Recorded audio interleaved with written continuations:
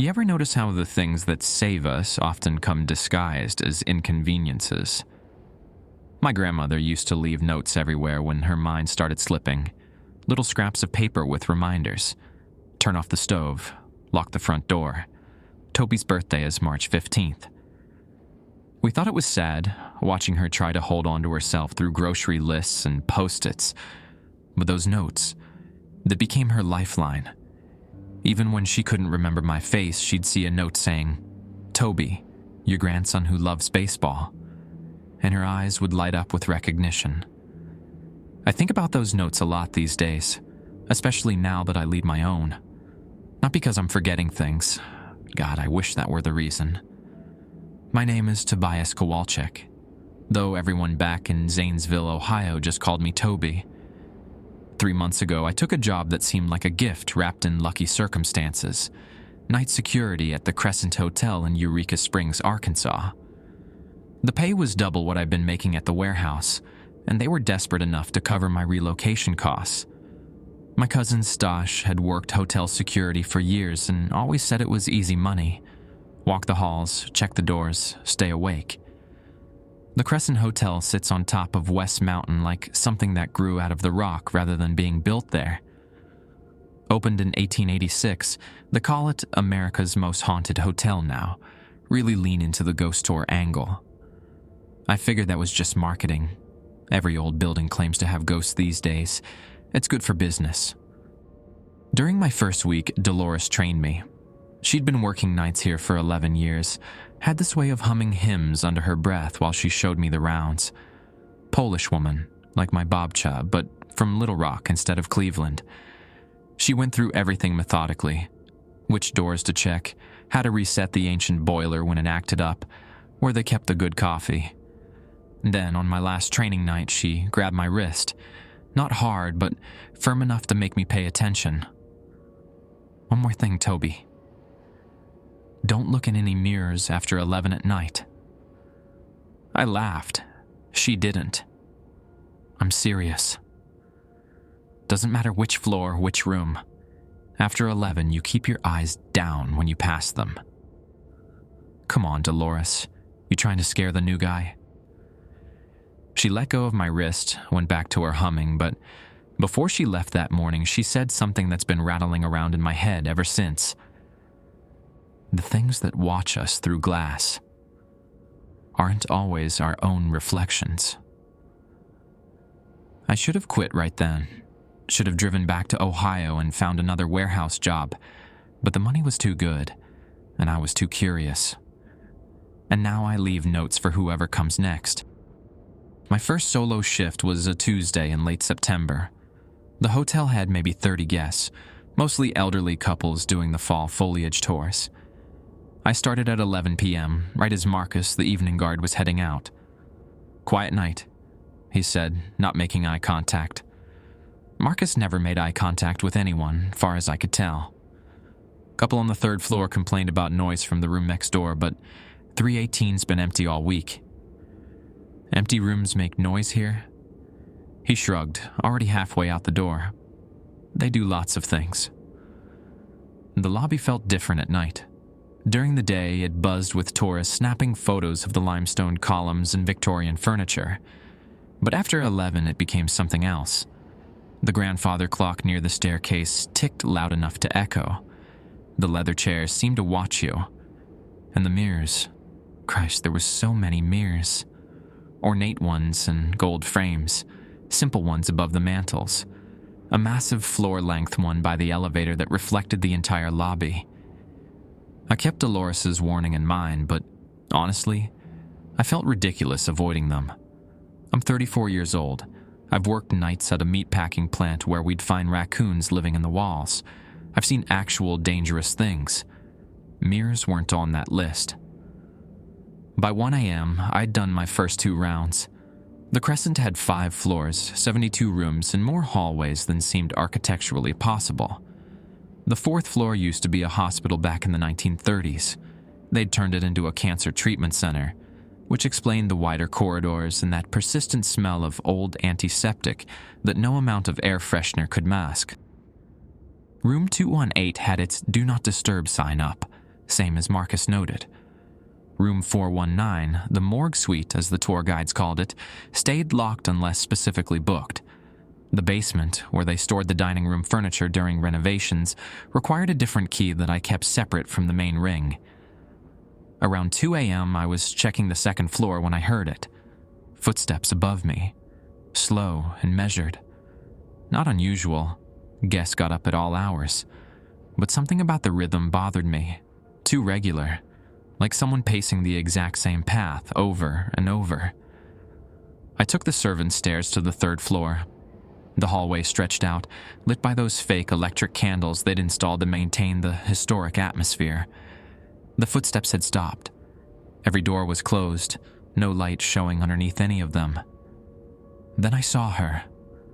At the far end of the hall, near the window that overlooked the garden, stood a woman in a housekeeping uniform. But not her current uniforms. This looked older. Gray wool with a white apron. She was facing the window, completely still. "Ma'am? Can I help you?" She turned, and something in my stomach clenched. Her face was normal. Completely normal. A middle-aged woman with brown hair, pinned back, tired eyes, thin mouth. But the normalcy of it was wrong somehow, like looking at a photograph of someone trying too hard to appear candid. "Lost my cleaning cart," she said. Her voice had this flat quality, like she was reading from a card. "I don't think housekeeping works this late. Are you a guest?" She tilted her head, considering. "I work all shifts." Before I could respond, she walked past me toward the elevator. Not rushed, not slow, just walking. But as she passed, I caught something in my peripheral vision. Her reflection in the hallway mirror. It was walking backward. I snapped my head toward the mirror, but she'd already passed. When I turned back, the hallway was empty. No sound of the elevator, no footsteps on the stairs. Just me and 30 feet of corridor that suddenly felt much longer than before. I didn't mention the backward walking reflection in my shift report. What would I write? Saw a weird lady, might have been walking wrong in mirror. I needed this job. The divorce had cleaned me out, and my ex-wife's lawyer back in Ohio was still sending letters about missed payments. For the next 3 nights, nothing happened. I did my rounds, checked the doors, reset the boiler twice when it started making that grinding sound. I even started to think I'd imagined the whole thing. Night shifts mess with your head, everyone knows that. Your brain starts filling in gaps, creating patterns where there aren't any. But I started noticing things about the other employees. Day shift would arrive at 7 a.m., and they all have this habit of looking down when they enter through the lobby. The housekeeping staff cleaned every surface in those rooms except the mirrors. I watched them work around them, dust the frames but never touch the glass. The front desk manager, a young woman named Bethany from Fayetteville, kept a piece of black cloth in her drawer. I saw her pull it out once when a guest complained about the mirror in their room being wrong somehow. Thursday night, October 3rd, I was in the basement, checking the storage areas when I found them. Boxes of mirrors, dozens of them, stacked against the back wall. Some were broken, spiderwebbed with cracks. Others looked new but had been painted over with thick black paint. A clipboard hung on a nail nearby with dates going back 3 years. Each entry the same format. Room number, date removed, initials. Room 218 appeared 7 times. I was studying the list when my radio crackled. Static at first, then what sounded like breathing. I grabbed it, thinking Marcus had come back for something he'd forgotten.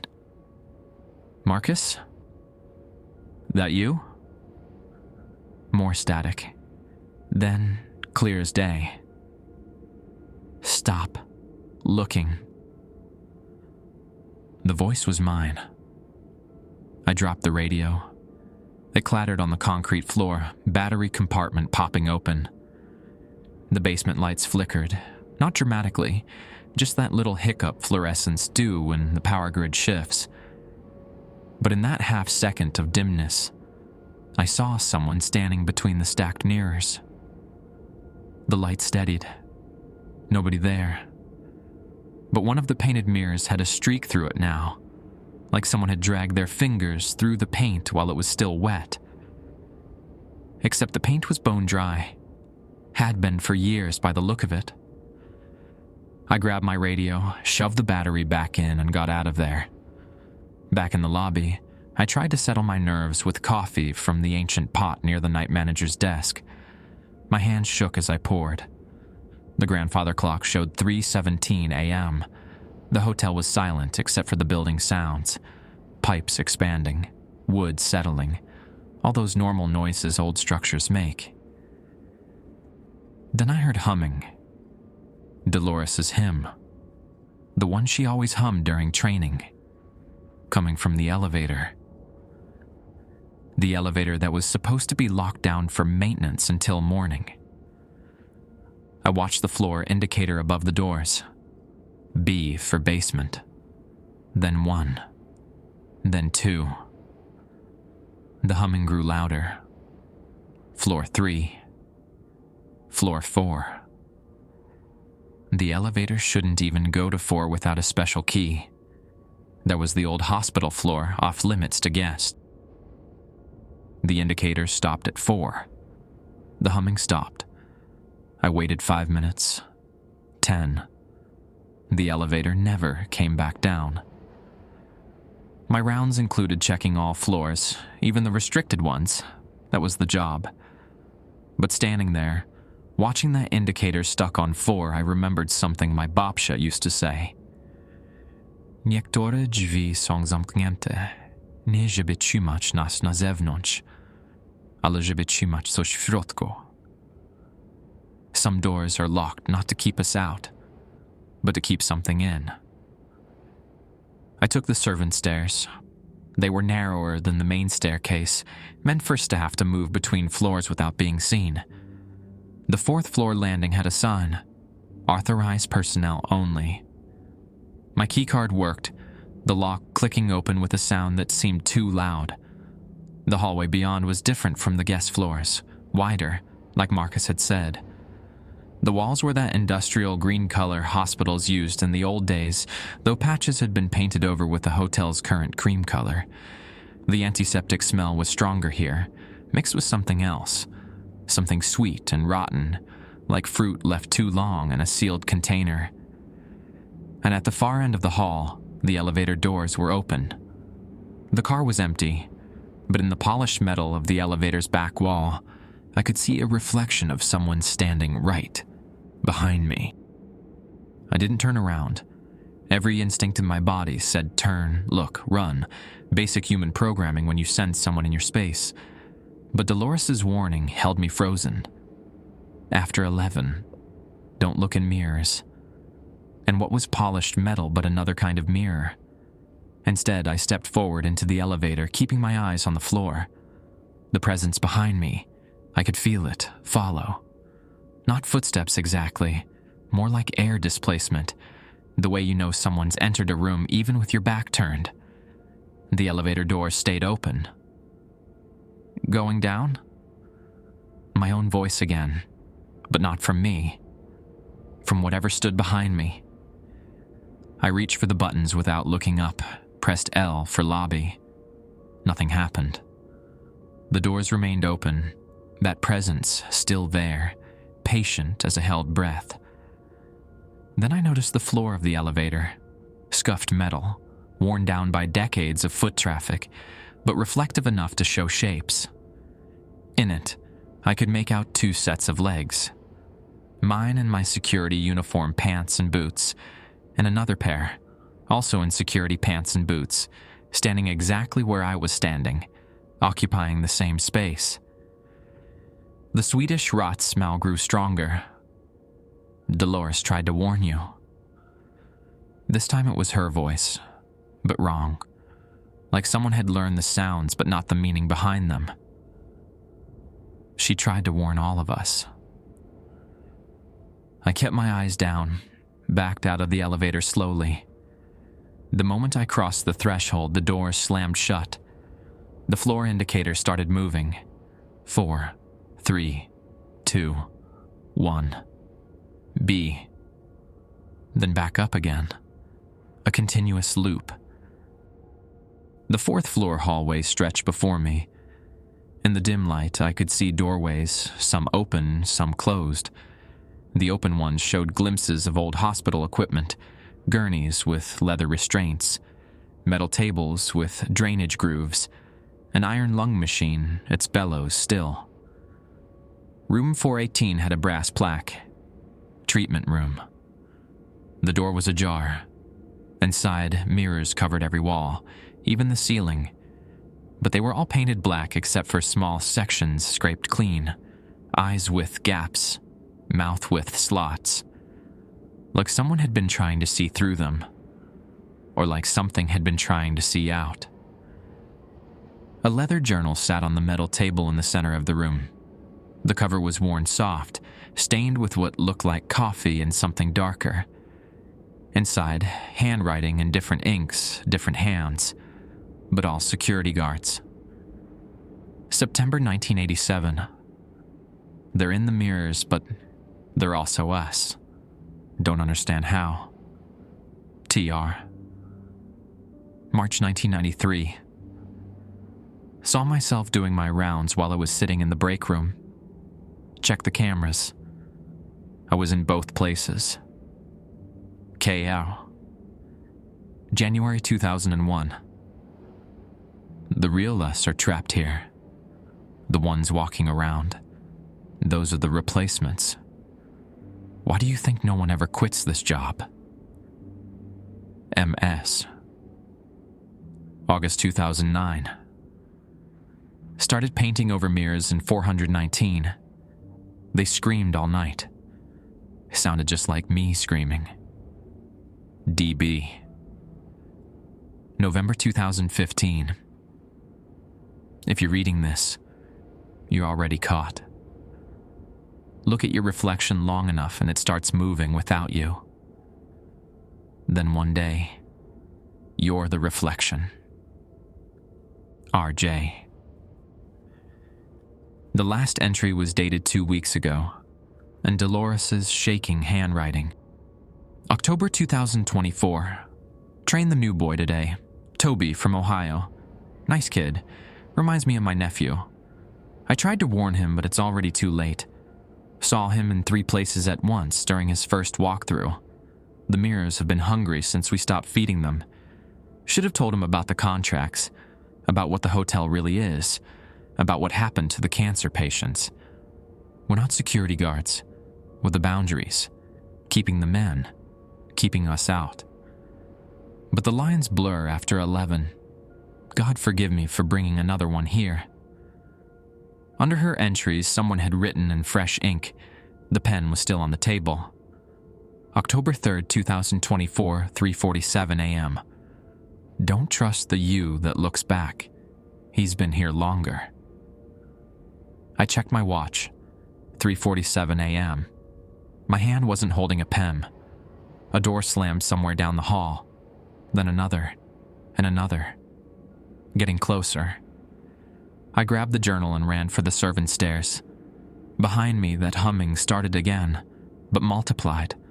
A chorus of Dolores's voice, all slightly off-key with each other. The stairwell was dark, the lights long since burned out. I used my flashlight, taking the steps 2 at a time. 3rd floor, 2nd floor, 1st floor. But when I pushed through the door, I wasn't in the lobby. I was back on the 4th floor, the same hallway, the same green walls. But something was different. The mirrors in the rooms weren't painted anymore, they were clear, and in each one I could see myself. Not reflections, I was too far from the doorways for that. But me, Toby Kowalczyk, in each mirror. One showed me sleeping in the break room. Another showed me doing rounds on the 2nd floor. A third showed me standing in the basement, staring at the painted mirrors.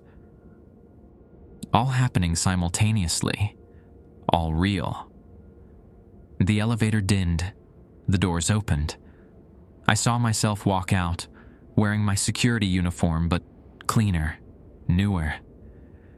This other me looked right at me and smiled with too many teeth. No, that wasn't right. The right amount of teeth. But they weren't mine. They were older, yellowed, like they'd been borrowed from someone else. "Your shift's over," the other me said in a voice that had practiced being mine. "I'll take it from here." He walked past me toward the stairs. I heard the door open, his footsteps descending. Going to do rounds. Going to be me. I looked at my watch.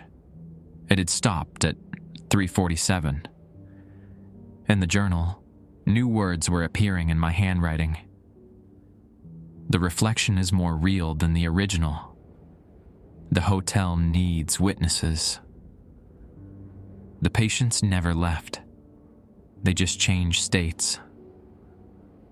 I wasn't writing them, but somewhere, and some nearer, I was. The fourth floor wouldn't let me leave. Every stairway led back to the same green hallway. Every door I tried opened to another room full of mirrors, each one showing a different version of my night. I watched myself check into a motel 60 miles away. I watched myself call my ex-wife and tell her I got a promotion. I watched myself training a new guard, explaining about the mirrors with Dolores's exact words. In room 426, I found something else. Medical files. Hundreds of them, stuffed into filing cabinets that lined the walls. The dates range from 1937 to 1939. The header on each file: Baker Hospital and Health Resort, Experimental Treatment Division, Norman Baker. I'd heard that name during training. Some quack doctor who'd claimed he could cure cancer with spring water and liquid gold, whatever that was. But these files told a different story. Patient 47, Margaret Olson, age 31, thyroid cancer. Treatment commenced October 1938. Subject experienced dimensional shifting after exposure to refined compound. Multiple instances observed simultaneously. Original instance expired November 1938. Secondary instances continue to manifest. Patient 12, Robert Henley, age 44, bone cancer. Treatment commenced February 1938. Subject began existing in parallel states following third injection. Attempted to terminate secondary instances. Unsuccessful. All instances appear linked through reflected surfaces. Note: mirrors removed from ward after incident. Patient 89, Dorothy Mills, age 7, leukemia, parents desperate, paid in full.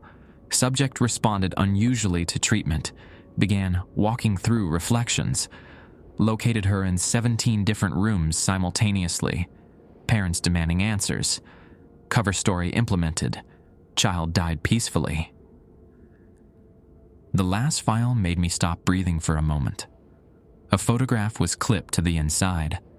A young girl with dark hair wearing a hospital gown. She was looking directly at the camera, but in the window behind her, her reflection was turned away, walking down a corridor that didn't exist in the room. A note was scrawled on the bottom. The treatment doesn't cure cancer. The cure's dying. They exist in every possible state except dead. We've created something unprecedented. Dr. M. Baker. I heard footsteps in the hallway. Not the other me. I somehow knew what those sounded like now. These were different, lighter, multiple sets moving in sync. Through the doorway I saw them. Patients in hospital gowns, at least a dozen, walking past in a line. Their faces were blank, eyes focused on nothing. Some were children. One woman carried a doll that was missing its head. An elderly man dragged an IV stand that had no bag attached, just the bare pole scraping against the floor. They walked past once. Then again. The exact same formation, the exact same pace. like a loop of film. But the third time, the little girl from the photograph stopped. She turned and looked right at me. "You knew," she said. Her voice was old, decades older than her body. The last new one was Dolores. She lasted 11 years before she figured it out. Figured what out? How to stop feeding us. She stepped into the room. Up close, I could see her edges weren't quite solid, like looking at someone through water. "We're hungry," she said. "We've been hungry since 1939. Dr. Baker's treatment, it worked. In a way. We didn't die from cancer. We just spread out, scattered across possibilities. And the only thing that holds us together is witnessing, being seen, being real to someone." "The mirrors," I said. She nodded. "Windows between states. But we needed anchors, people to observe us, confirm we exist. The hotel figured it out in the 50s, started hiring guards, not to keep people out, but to keep us stable, to keep us fed." Fed on what? Reality. Confirmation. Every time you see us, we become a little more solid. Every reflection makes us more real. But Dolores... The girl smiled, and it was terrible on that young face. She started painting over mirrors. Started refusing to look. We were starving, so we had to make a new arrangement. She became one of you. No. She became all of her. Every possible Dolores that could exist. The one who quit on her first day. The one who died in a car accident coming for the interview. The one who became hotel manager.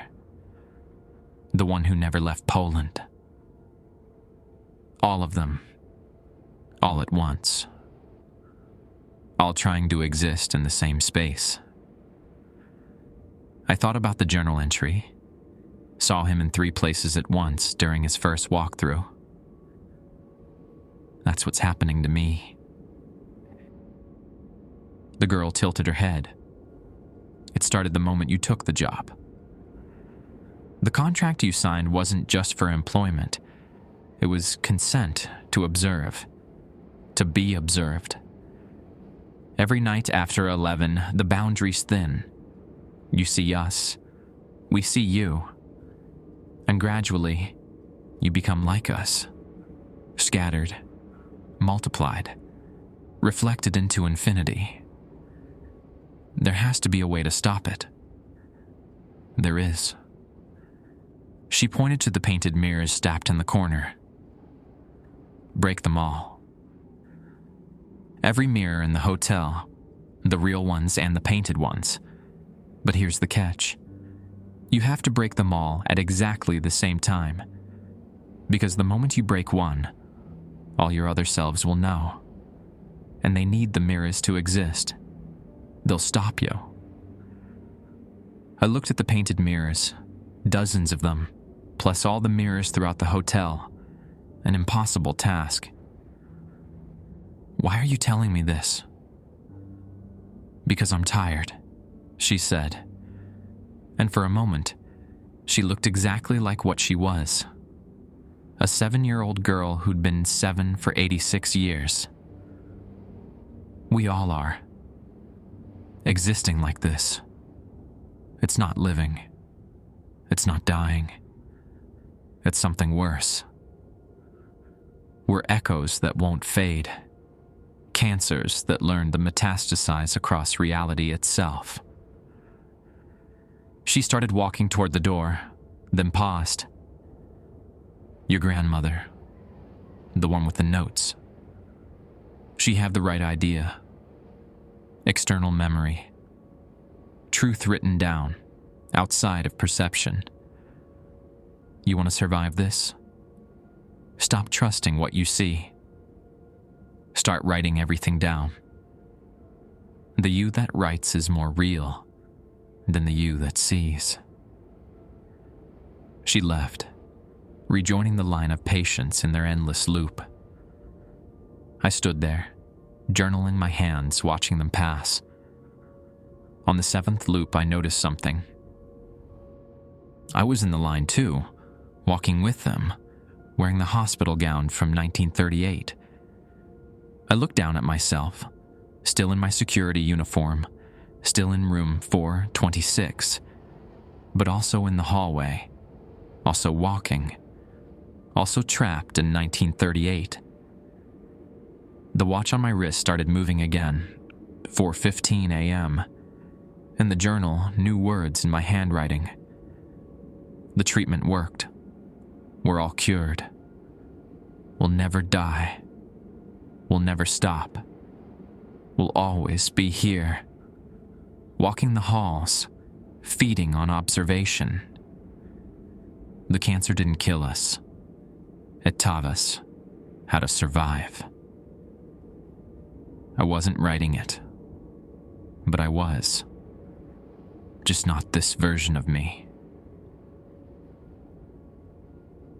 I ran to the window, thinking maybe I could break it, climb down, escape.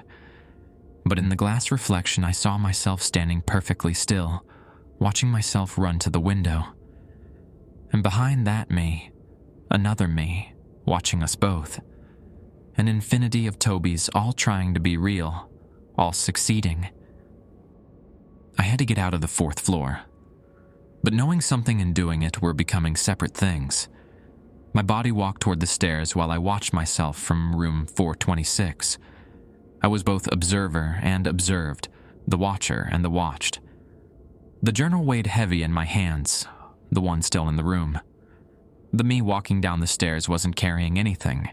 That divergence, that split, gave me something to focus on. If we weren't perfectly synchronized, maybe I still had some control. I started writing, not letting the pen move on its own, but deliberately forming each letter. My name is Tobias Kowalczyk. I am from Zanesville, Ohio. My grandmother's name was Agnieszka. She died on the Tuesday. I am one person. I am holding this journal. I am real. The me on the stairs stopped walking. I felt it, like a rubber band snapping back. For a moment, I was just in room 426. Just one person, just me. But through the doorway, I could see other versions still moving. One continued his rounds on the 2nd floor. Another sat in the break room, drinking coffee that would never get cold because time had gone wrong around him. A third stood in the basement, pinning mirrors black with hands that shook in a rhythm that matched my heartbeat. I wrote more. The only me that matters is the one writing. The rest are echoes, possibilities, cancer cells that learn to metastasize across dimensions. That last line. I hadn't meant to write it, but it felt true. What was cancer but cells that forgot how to die, spreading beyond their boundaries? Baker's treatment hadn't cured his patient's cancer. It had taught them to become it. A new thought struck me. I flipped through the journal to Dolores's entry. Her handwriting was shaky, but I focused on one line. Should have told him about the contracts. Contracts? Plural. I'd signed employment paperwork, sure, but what else had I signed? I tried to remember my first day. The forms had been extensive. Background check authorization, tax documents, insurance papers, and something else. A waiver. Something about assuming risks inherent to historical properties, and agreeing to specialized conditions of employment. The hotel office was on the 1st floor. I needed to get there, find my employment file, but that meant leaving the 4th floor, and every attempt just brought me back. Unless... I looked at the painted mirrors in the corner. The girl had said break them all simultaneously. But what if I didn't break them? What if I used them? I picked up one of the painted mirrors, heavy in its ornate frame. The black paint was thick but uneven. In the thin spots, I could almost see through to something else. Not my reflection. The paint prevented that. But movement. Shapes. I scraped at the paint with my fingernail. A small hole no bigger than a quarter. Through it, I could see the hotel office. Empty. Lights off. But definitely the office. The painted mirrors weren't just covered. They were still active. Still connected. The paint was keeping something in, not out. I scraped more paint away, careful to keep the exposed area small. When I had a gap about the size of my hand, I pressed my palm against the cold glass. My hand went through. Not like passing through water or jello, like reaching through a window. On the other side, I could feel air conditioning, the office's recycled air. I pulled my hand back, heart pounding. The other versions of me had noticed. I could sense them converging, heading for room 426. The me in the break room stood up.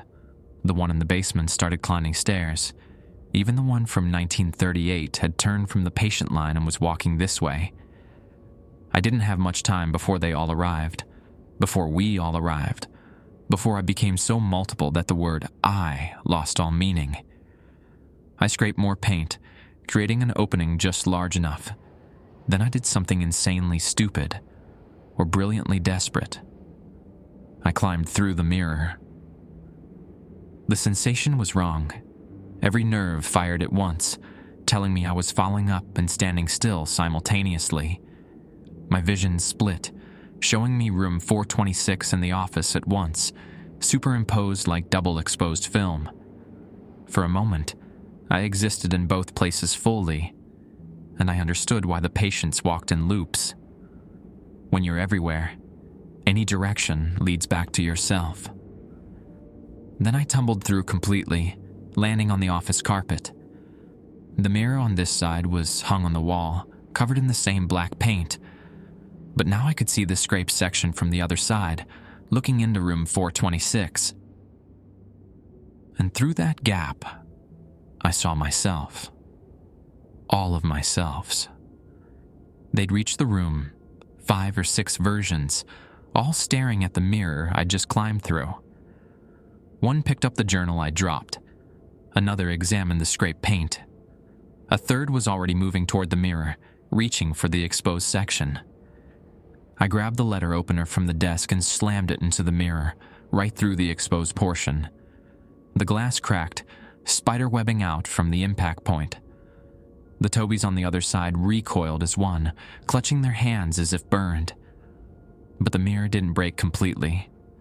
It hung there, fractured but whole, and through the cracks I could see even more reflections. Not just the room, but hundreds of rooms, thousands of moments. All the possibilities of the Crescent Hotel spreading out like a virus through time. The employment files were in the cabinet behind the desk. I yanked it open, found the folder with my name. The regular papers were on top. W4, I-9, standard stuff. But underneath, older documents. Yellow with age, despite me signing them just 3 months ago. The first was titled, Agreement of Dimensional Liability. The signature was mine, but the date was 1938. Below that, another contract. Consent to Temporal Displacement. Signed by me, dated 1952. Another. Waiver of Singular Existence Rights. Dated 1971. I'd been signing contracts for decades before I was born. The other versions of me, the ones that would exist, had been reaching back, preparing for this moment. At the bottom of the stack, a note in handwriting I recognized as my own, though I'd never written it. You can't leave. We already tried. Every version of us has tried. The only way out is through all of us. Become everyone. Become no one. Or break the original mirror. The original mirror. Not the ones in the rooms. Not the painted ones. Something else. I thought about the hotel's history, built in 1886. But mirrors would have been expensive then, rare. The hotel wouldn't have had hundreds of them originally. So where did they come from? Then I remembered something from the tour they'd given on my first day. The grand ballroom on the main floor. Home to the largest single-piece mirror west of the Mississippi, installed in 1937, just before the Baker Hospital period. 1973, the year before the treatment started. The Tobys were scraping more paint away from their side. Soon they'd be through. Or I'd be through. The pronouns were becoming meaningless. I ran from the office, heading for the ballroom. Behind me, I heard glass crack further. They were coming. I was coming. We were coming. The ballroom doors were locked, but my security keys worked. I pushed through into darkness so complete it felt solid. My flashlight being carved through it, revealing tables draped in dust covers, chairs stacked against walls, and at the far end, covering the entire wall, a mirror that reflected nothing. Not black, not painted, just empty. A surface that light touched but didn't return from. I approached it, and as I did, I finally understood. This wasn't a mirror. It was a window. And something on the other side had been watching the hotel for 87 years. The surface wasn't glass. Up close it felt organic, like touching the membrane of an enormous eye. It gave slightly under pressure, warm despite the cold ballroom air. My flashlight beam didn't reflect. It absorbed the light, pulled it in, digested it somehow. Behind me, footsteps. Multiple sets, all with my gait, my rhythm. The other versions had made it through. I turned to see them spreading out across the ballroom, maybe a dozen now. Some wore my security uniform. Others were in different clothes. A suit I didn't own, workout clothes, the flannel shirt I'd thrown away after the divorce. One was soaking wet, dripping water that left no puddles. "You found it," one of them said. Then another. "We found it. I found it." The words overlapped, creating an echo that wasn't quite synchronized. "Stay back," I said, though I wasn't sure which of us I was warning. The wet version stepped forward. "I drowned," he said conversationally. "Drove off the bridge on Highway 23 instead of taking this job. But here I am anyway. The hotel needs its guards." A version in the suit added, "I became the hotel manager. Work my way up. Been here 40 years now. Still look 34, don't I?" They weren't attacking. They were just talking, sharing, like a support group for scattered possibilities. "The window," I said, pointing at the thing that pretended to be a mirror. "What's on the other side?" They all smiled the same smile. My smile, but worn by too many faces. "Baker," they said in unison. The surface of the not mirror rippled. Through it, like looking through dark water, I saw a room. Not a room in the hotel. Somewhere else. Medical equipment that belonged in a museum. Shelves of bottles filled with luminous green fluid. And at a desk, his back to the window, a man writing in a journal. He turned and I stumbled backward. Norman Baker should have been dead for decades. But the thing at the desk wasn't exactly alive either.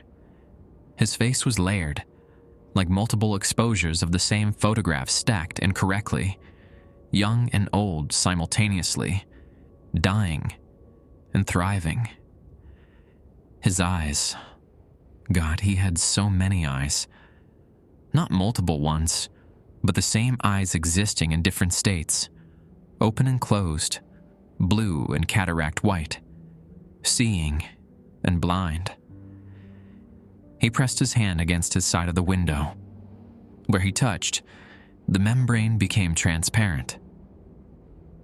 "Mr. Kowalczyk," he said, his voice coming from the window and from every version of me simultaneously. "You're early. Or late. Time isn't what it used to be. You're supposed to be dead." "Dead?" He laughed, and the sound had texture, like broken glass wrapped in velvet. "I cured death, Mr. Kowalczyk. That was the problem. I thought I was curing cancer, but cancer was just death wearing a mask. Remove the mask, and you have to deal with what's underneath." He gestured to the room behind him. Other figures moved there. Patients, nurses, versions of himself, all existing in that same, layered, multiple way. This is my hospital now. Not in Arkansas, not anywhere specific. It exists in the spaces between possibilities. The cancer ward that never closes, never stops treating patients who never die. "The children," I said. "The people you experimented on." "Saved," he corrected. "Every one of them saved from death. They exist across every possible timeline where they might have lived. Yes, it's multiplication rather than standard survival. But isn't any existence better than none?" The versions of me were moving closer to the window, not threatening, just drawn, like moths to flame. "We're the Watchers," one explained. "Every guard who's ever worked here. We observe the hotel and the hotel observes Baker's hospital. A chain of witnessing that keeps both places stable." "Stable?" I laughed, edge of hysteria creeping in. "You call this stable?" "More stable than the alternative," Baker said through the window. "Without observers, we scatter completely, become probability clouds rather than people. The hotel is an anchor, the guards are the chains, and the mirrors are the doors between what is and what could be." I understood then. The whole hotel was a viewing apparatus, a way for Baker's dissolved reality to stay coherent. We weren't security guards. We were living cameras, recording devices made of flesh and consciousness. "But Dolores painted over the mirrors," I said. Baker's multiple faces frowned in overlapping expressions. "She disrupted the system, started severing connections. If too many mirrors go dark, the hospital dissolves. We all dissolve. Existence itself, at least for us, end." "Good," I said. The versions of me reacted as one, stepping back in shock. Because I meant it. This wasn't survival. It was purgatory, dressed up as medical treatment. I turned to the window mirror membrane. Baker was pressed against it now, his many eyes wide. "You can't," he said. "You're part of the system now. Break this, and you break yourself. All of yourselves." I picked up a chair, its legs solid wood despite decades of storage. The other versions of me moved forward, but hesitant, unsure. We were all thinking the same thought after all. Even scattered across possibilities, we were still Tobias Kowalczyk from Zanesville, Ohio, and my grandmother had taught me something about broken things. "Some doors," I said, hefting the chair, "are meant to stay closed." I swung the chair at the membrane. It connected with a sound like a heartbeat stopping. The surface didn't shatter. It tore. Like skin. like reality itself splitting. Through the tear, I could see not Baker's hospital, but nothing. Actual nothing. The space between spaces where lost possibilities went to die. The versions of me screamed. I screamed. Baker screamed. But I swung again. The membrane split wider with each impact, not like glass breaking, but like reality developing a hernia. Through the growing tear, wind that wasn't wind pulled at everything in the ballroom. Dust covers, scattered papers, the versions of me. Baker's hospital was collapsing. I could see it through the widening gap. Walls folding into themselves, medical equipment aging decades in seconds, then reversing to newness, then crumbling to rust. The patients scattered like smoke, their faces cycling through every age they never got to be. The little girl from the 4th floor appeared beside me, not walking, just there. "Thank you," she said, and her voice was finally 7 years old. She reached for the tear in the membrane, and when her fingers touched that nothing space, she smiled. Then she stepped through and disappeared. Not scattered, not multiplied, just gone. The way dying was supposed to work. Other patients followed. They materialized in the ballroom, dozens of them, all the cancer victims from Baker's experiment. They walked toward the tear with purpose, with relief. An elderly man paused beside me.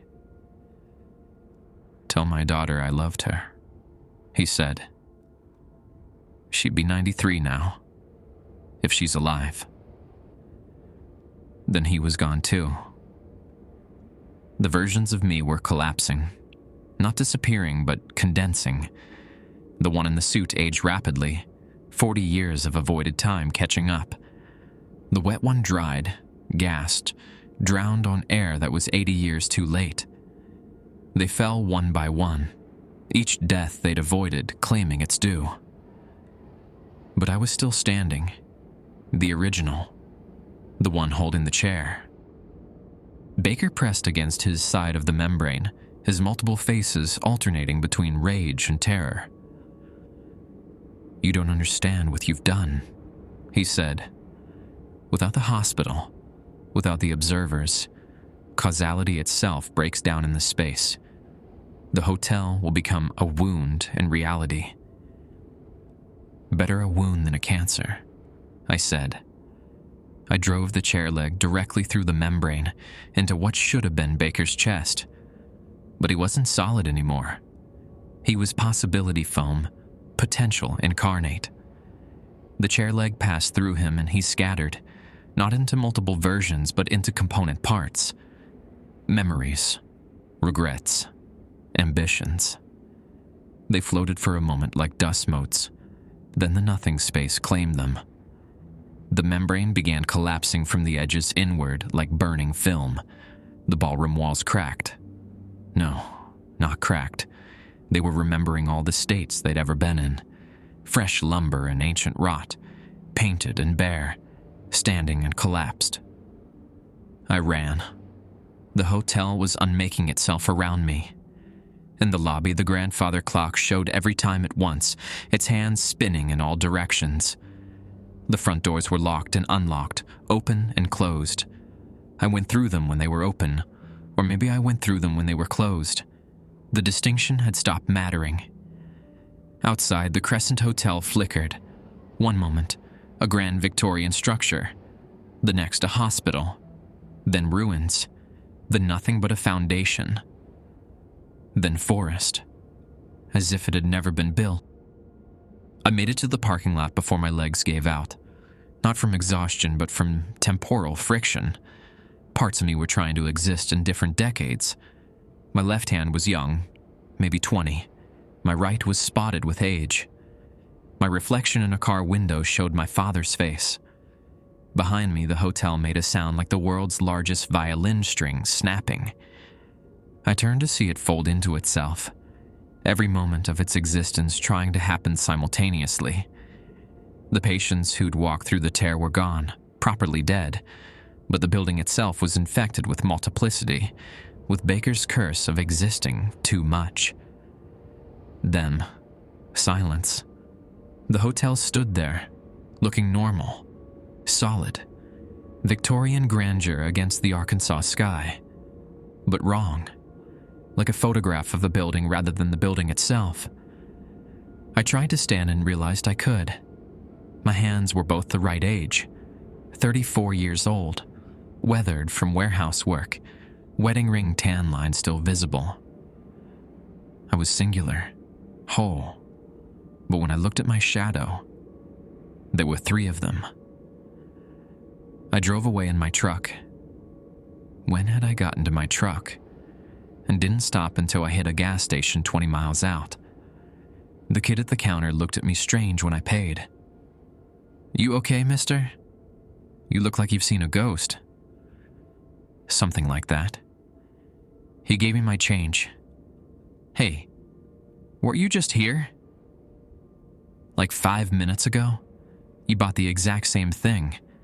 Coffee and beef jerky." I looked at the receipt. Timestamp, 5:47 a.m. I looked at my phone. 5:52 a.m. "Must have been someone else," I said. But we both knew it wasn't. I made it back to Ohio by nightfall. Didn't stop at any mirrors. Didn't look at any reflective surfaces longer than necessary. When I got to my apartment, there was a note on my door in my handwriting. "Don't go back. The hotel is closed but not gone. Some of us are still there, keeping watch, making sure it stays closed. This version got out. Stay out. T." I kept that note. Added it to the collection I've been leaving everywhere, for myself, for whoever finds them. Because sometimes, late at night, I catch myself getting ready for a shift that ended 3 months ago. Sometimes I'm already wearing my security uniform when I wake up. Sometimes I check my phone and find texts I sent to Dolores. 4th floor clear, all mirrors covered. She never texts back. I hope that means she got out too. I hope that means she exists in just one place now. But hope, I've learned, is just another mirror. And I don't look in those anymore. I work at a hardware store now, Dalton's Paint and Supply on Maple Street right here in Zanesville. The owner, Mr. Dalton, asked me during the interview why someone with security experience wanted to mix paint and stack lumber. "I need something simple," I told him. "Something where I know exactly who I am at the end of the day." He hired me on the spot. Maybe he saw something in my eyes. The 1,000-yard stare that veterans get. Except my war was with reality itself. I've been here 4 months. I know because I mark each day on 3 different calendars. One at home, one in my truck, one in my locker. They don't always match up, but when 2 out of 3 agree, I figure that's close enough to truth. The funny thing about hardware stores, they sell mirrors. Bathroom mirrors, closet door mirrors, those little circular ones for hallways. I'm the only employee who won't work the mirror aisle. Told Mr. Dalton I had a phobia. He didn't question it, just had me stock plumbing supplies instead. Last week, a woman came in looking for antique mirror paint. Said she wanted to create a vintage effect, make new mirrors look old and clouded. "We don't carry that," I told her, probably too quickly. "But your website says..." "Website's wrong, no mirror paint, never has been." She left confused. Mr. Dalton asked me about it later. The website did list mirror paint, SKU and everything. But when he went to check the inventory, the listing had vanished, like it was never there. Or like I'd made sure it was never there. Sometimes I'm not certain which changes I'm making and which are making themselves. I've started seeing a therapist, Dr. Weathers, nice woman with an office that has no reflective surfaces whatsoever. I checked. I told her I had PTSD from a workplace incident. Not a lie, really. She prescribed medication for the dissociation, the lost time, the feeling of being multiple people at once. The pills help.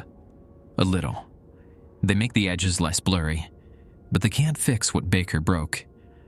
Some mornings I wake up and my coffee's already made. Sometimes I find job applications filled out in my handwriting for positions I'd never consider. Once, I discovered I'd been texting someone named Marcus for weeks about shift schedules at a hotel in Arkansas. I've never met anyone named Marcus. Or maybe I have. Maybe I am. My grandmother's house is still standing. Abandoned now, but standing. I went there yesterday, or was it today? The calendars disagree. Her notes are still there, yellowed and curling, taped to walls and mirrors she covered with bed sheets. I understand now why she covered them. It wasn't dementia that made her forget. It was remembering too much, existing in too many moments simultaneously. I found one note I'd never seen before, hidden behind the others. Toby, if you're reading this, you've inherited more than the house. The women in our family see forward, the men see sideways. Your grandfather worked at a hotel once. Never spoke of it. Started leaving notes everywhere. Sound familiar? Some things run in blood. Some things run in time. The notes are anchors. Keep writing them. Babchia. So I write. Every day I write myself into existence. One singular Tobias Kowalczyk, employee at Dalton's Paint and Supply, resident of Zanesville, Ohio, divorced, 34 years old, alive in only one place at only one time. The hotel was demolished last month. I read about it online. Structural instabilities, the article said, safety concerns. They built a parking lot where it stood. But sometimes, when I drive past mirrors at just the wrong angle, I see it still standing, still hungry, still watching, still waiting for its guards to come home.